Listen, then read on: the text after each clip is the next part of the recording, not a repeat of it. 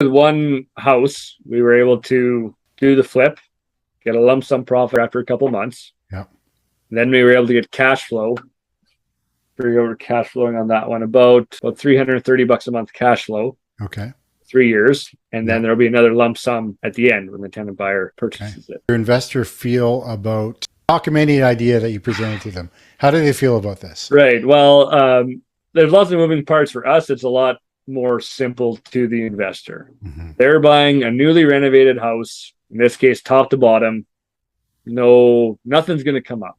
It's like new furnace, new shingles, new windows, new everything, new electrical panel, all that kind of stuff. So they're getting a great asset that secures their investment. In the stock market, your stocks go poof, get devalued. What do you have for it? Mm-hmm. Nothing.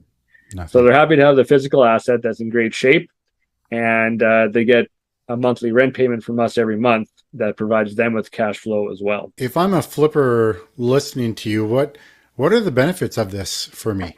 Like, I could have just got out and made my 25K. Yeah, I mean, the reason we look at this all the time is, okay, so you're doing a real estate investor and you want to keep churning that money, keep making that money, right? So you can buy a house, flip it, $25,000 to get out. Then you have all the legwork, all the renos, everything like that to find your next one for $25,000. Or you have this house that you know inside and out. You can just use that to create your next project and get another $25,000, $30,000, $35,000.